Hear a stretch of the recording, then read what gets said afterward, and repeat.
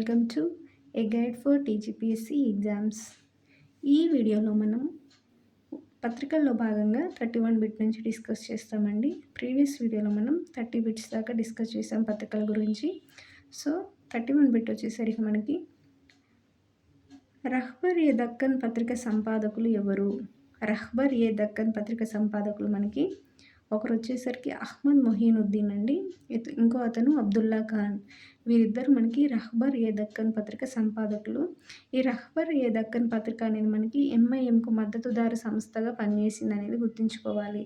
So రహ్బర్ ఏ దక్కన్ పత్రిక మనకి ఎంఐఎంకి మద్దతుదారుగా పనిచేసింది. నెక్స్ట్ బిట్ వచ్చేసరికి మనకి మీజాన్ దినపత్రిక. మీజాన్ అనేది ఒక దినపత్రిక అండి. ఇది మనకి తెలంగాణలో వెలువడినటువంటి ఏకైక త్రిభాషా పత్రిక అండి. సో ఇప్పటివరకు మనము ఏ భాషల్లో ఏ పత్రికలను చదువుకున్నాము, కానీ మనకి తెలంగాణలో వెలువడినటువంటి త్రిభాషా పత్రిక ఫస్ట్ పత్రిక ఏది అని అంటే మనకి ఈ మీజాన్ దినపత్రిక అండి. ఇదే ఏకైక త్రిభాషా పత్రిక కూడా. సో ఇది ఏ ఇయర్లో వెలువడింది అంటే 1944లో వెలువడిందండి. మరి మీజాన్ అంటే అర్థం ఏంటి అంటే, మీజాన్ అంటే త్రాసు అని అర్థం అండి. ఏ భాషలో? అరబిక్ భాషలో.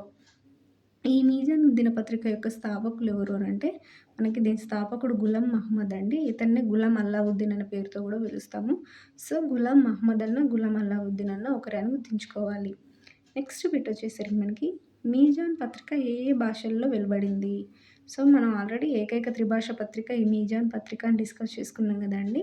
సో మరి ఏ ఏ భాషల త్రిభాషలు ఏంటి అని అంటే మనకి ఉర్దూ, తెలుగు, ఇంగ్లీష్ అని గుర్తుంచుకోవాలి.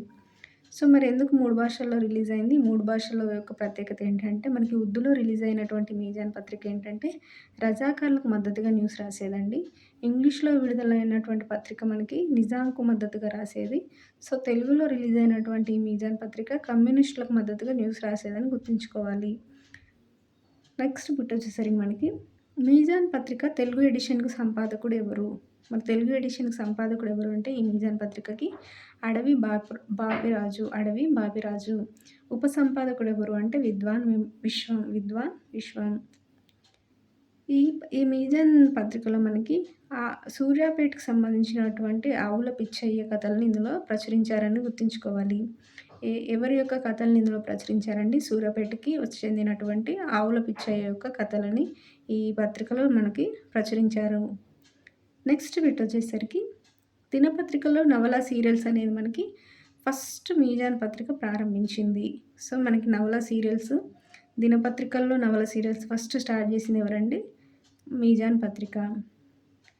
అందులో ముఖ్యంగా మనకి ఏమేమి ప్రచురించింది అని అంటే అడవి బాపిరాజు రాసినటువంటి హిమబిందు అండ్ గోన గన్నారెడ్డి రచించినటువంటి తుఫాన్ నవలలు. ఈ 2 నవలని, హిమబిందు నవల అండ్ తుఫాన్ నవలల్ని మనకి సీరియల్స్గా ఈ మీజాన్ ఈ పత్రికలో మనకి రాసేవాళ్ళు. ఈ మీజాన్ పత్రికలో అడవి బాపిరాజు రచించినటువంటి హిమబిందు నవల అండ్ గోనగన్నారెడ్డి రచించినటువంటి తుఫాన్ నవల మనకి ఏ పత్రికలో సీరియల్స్గా వచ్చేవంటే మీజాన్ పత్రికలో అనేది గుర్తుంచుకోవాలి. అందుకే మనకి మీజాన్ పత్రిక అనేది దినపత్రికలో నవల సీరియల్స్ స్టార్ట్ చేసిన ఫస్ట్ పత్రిక. నెక్స్ట్ బిట్ వచ్చేసరికి వతన్ న్యూస్ వార్తా సంస్థని ప్లస్ మొమిబ్బే వతన్ పత్రికా స్థాపకుడు ఎవరు? సో వతన్ న్యూస్ అనే వార్తా సంస్థను స్టార్ట్ చేశాడు. అంతేకాకుండా మొమిబ్బే వతన్ అనే పత్రికను కూడా మనకి ఈయన స్థాపించాడు. ఎవరు అని అంటే ముస్తఫా కాదిరి అనే వ్యక్తి అండి. ఈయన నిష్పాక్షిక వార్తలు ప్రచురించేవాడు. అంటే ఎవరిని సపోర్ట్ చేస్తూ కానీ ఎవరికి యాంటీగా కానీ కాకుండా అక్కడ ఏదైతే నిజమైన న్యూస్ ఉందో దాన్ని యథాతథంగా రాసేవాడు. అది ఎవరికి వ్యతిరేకంగా ఉన్నప్పటికీ లేకపోయినప్పటికీ కూడా అయినా యథాతథమైన న్యూస్ని నిష్పాక్షికంగా రాసేవాడు అనేది ఈయన యొక్క గొప్పతనం, ఈ ముస్తఫా కాదిరిది. ఈయన ఈ పత్రిక రిలీజ్ చేయడానికి ముందు మనకి దక్కన్ న్యూస్ అనే పత్రిక నిజాంకి అనుకూలంగా న్యూస్లు రాసేదండి. సో అంటే అది యథార్థమైన న్యూస్లు రాయకుండా యథార్థానికి దూరంగా నిజాంకి అనుకూలంగా ఈ దక్కన్ న్యూస్ రాయడాన్ని ఈయన తట్టుకోలేకపోయాడు ముస్తఫా కాదిరి. సో యథార్థమైన న్యూస్లను నిష్పాక్షికంగా ఆయన ప్రచురించాలన్న ముఖ్య ఉద్దేశంతో ఈయన వతన్ న్యూస్ అనే వార్తా సంస్థని ప్లస్ మొమిబ్బే వతన్ అనే పత్రికని ఈయన స్థాపించాడు అనేది మనం ఇక్కడ గుర్తుంచుకోవాలి. నెక్స్ట్ బిట్ వచ్చేసరికి 37th బిట్ అండి. మోడ్రన్ న్యూస్ని స్థాపించింది ఎవరు? మోడ్రన్ న్యూస్ని అంటే గణపతిరావు అకేలికర్ స్థాపించాడండి. ఈయన ప్రభుత్వ అనుకూల వార్తలను బయటపెట్టేవాడు. అంటే కొంతమంది యథార్థానికి దూరంగా ఎవరైతే నిజాం గవర్నమెంట్‌కి అనుకూలంగా వార్తలు రాసేవారో అటువంటి వార్తల్ని ఈయన బయటపెట్టేవాడు. సో, అప్పుడు గూడా ఈయన దేనికి వ్యతిరేకంగా ఈ న్యూస్‌ని స్టార్ట్ చేశాడు మోడ్రన్ న్యూస్‌ని అనంటే, దక్కన్ న్యూస్ మనం ఇందాక బిట్‌లో గూడా డిస్కస్ చేసాం గదండీ! దక్కన్ న్యూస్ అనేది నిజాంకి అనుకూలంగా, యదార్థానికి దూరంగా మనకి ఫేక్ న్యూస్‌లు రాసేదని. సో, అందుకు దాన్ని వ్యతిరేకిస్తూ ఈ మోడ్రన్ న్యూస్‌ని స్టార్ట్ చేసింది ఎవరు అంటే గణపతిరావు అకేలికర్. నెక్స్ట్ బిట్ వచ్చేసరికి మనకి మసావత్ అనే ఉర్దూ వారపత్రిక మనకి ఇది దేని గురించి అనంటే మసావత్ అంటే అర్థం సమానత్వం అండి. ఈ మసావత్ ఉర్దూ వారపత్రిక అనేది మనకి హైదరాబాద్ నిమ్మన జాతుల ఫెడరేషన్ ఉపాధ్యక్షుడైనటువంటి ప్రేమ్ కుమార్ ప్రచురించారు. ఎవరండి? ప్రేమ్ కుమార్. ఈయనెవరు? హైదరాబాద్ నిమ్న జాతుల ఫెడరేషన్ ఉపాధ్యక్షుడిగా ఈయన పనిచేసేవాడు. సో, ఈయననే మనకి ఈ మసావత్ అనే ఉర్దూ వారపత్రికని రిలీజ్ చేశాడు. నెక్స్ట్ బిట్ వచ్చేసరికి హైదరాబాద్ బులెటిన్ ఎవరు అంటే మనకి కామరూన్ 1904లో ఇంగ్లీష్ భాషలో మనకి విడుదల చేశాడండి. ఇది నిజాం వ్యతిరేక వార్తలను ధైర్యంగా ప్రచురించేది. సో, ఈ హైదరాబాద్ బులెటిన్ ఎవరు అండి? కామరూన్ అనే వ్యక్తి 1904లో స్టార్ట్ చేశాడు. ఇదొక ఇంగ్లీష్ పత్రిక హైదరాబాద్ బులెటిన్. ఇది నిజాం వ్యతిరేక వార్తలను ధైర్యంగా ప్రచురించింది. అంటే నిజాంకు భయపడలేదు అనేది గుర్తుంచుకోవాలి. నెక్స్ట్ బిట్ వచ్చేసరికి ఆంధ్రమాత పత్రిక. ఆంధ్రమాత పత్రిక ఎవరండి? మనకి స్వామి వెంకట్రావు స్టార్ట్ చేశాడు 1917లో. ఇది సికింద్రాబాద్ దివ్యజ్ఞాన సమాజం తరపున ఇది రిలీజ్ చేయబడిన పత్రిక అండి. ఆంధ్రమాత పత్రిక అనేది. నెక్స్ట్ వచ్చేసరికి మనకి ది పంచమ పత్రిక. ది పంచమ పత్రిక 1918-20 మధ్యలో జేఎస్ మత్తయ్య స్టార్ట్ చేశాడని గుర్తుంచుకోవాలి. నెక్స్ట్ బిట్ దేశీయ వాగ్మయ అనే పత్రిక మనకు 1921లో తెలంగాణ లిటరసీ అసోసియేషన్ వారు ప్రచురించారండి. ఎవరు? తెలంగాణ లిటరసీ అసోసియేషన్ వారు. ఏ పత్రిక అంటే దేశీయ వాగ్మయ అనే పత్రికను 1921లో ప్రచురించారు అని గుర్తుంచుకోవాలి. నెక్స్ట్ బిట్ వచ్చేసరికి శైవ మత ప్రచారిణి అనే పత్రిక 1923లో మనకి ముదిగొండ వీరేశలింగ శాస్త్రి విడుదల చేశాడు అనేది గుర్తుంచుకోవాలి. ఎవరండి? శైవమత ప్రచార పత్రిక స్టార్ట్ చేసింది ముదిగొండ వీరేశలింగ శాస్త్రి. నెక్స్ట్ శైవమణి అనే పత్రిక మరి ఎప్పుడు స్టార్ట్ చేయబడింది అంటే 1924లో ఎవరు స్టార్ట్ చేశారు? ముదిగొండ బుచ్చయ్య. నెక్స్ట్ బిట్ వచ్చేసరికి మనకి ఆహాకం సుబే వరంగల్ మనకి తెలంగాణ నుంచి వెలువడిన మొదటి పక్ష పత్రికగా కొందరు అభిప్రాయం అండి. ఆహాకం సుబే వరంగల్ అనేది మనకి తెలంగాణ నుంచి వెలువడిన మొదటి పక్ష పత్రిక అని కొందరు అభిప్రాయపడ్డారు. ఇది ఏ సంవత్సరంలో అంటే 1925లో అని గుర్తుంచుకోవాలి. మరి దీన్ని ఎవరు స్టార్ట్ చేశారు అంటే వరంగల్ నుంచి రెవెన్యూ అధికారులు నడిపారనేది మనం గుర్తుపెట్టుకోవాలి. ఏం పత్రిక అండి? ఆహాకం సుబే వరంగల్. ఏ సంవత్సరం? 1925. నెక్స్ట్ నేడు పత్రిక అండి. నేడు పత్రికను మనకి సికింద్రాబాద్లో భాస్కర్ స్టార్ట్ చేశాడండి. ఏ ఇయర్ అంటే 1925. నెక్స్ట్ పత్రిక వచ్చేసరికి ఆంధ్రాభ్యుదయం పత్రిక అండి. ఆంధ్రాభ్యుదయం పత్రిక 1925లో మనకి కోకల సీతారామ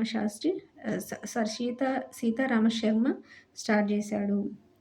నెక్స్ట్ పత్రిక దేశబంధు పత్రిక మనకి బెల్లంకొండ నరసింహాచార్యులు 1926లో స్టార్ట్ చేశారు. ఈ దేశబంధు పత్రిక యొక్క ట్యాగ్లైన్ ఏంటి మరి అంటే ఆంధ్ర విజ్ఞాన ప్రబోధన మాసపత్రిక. ఆంధ్ర విజ్ఞాన ప్రబోధన మాసపత్రిక అనేది ఈ దేశబంధు పత్రిక యొక్క ట్యాగ్లైన్.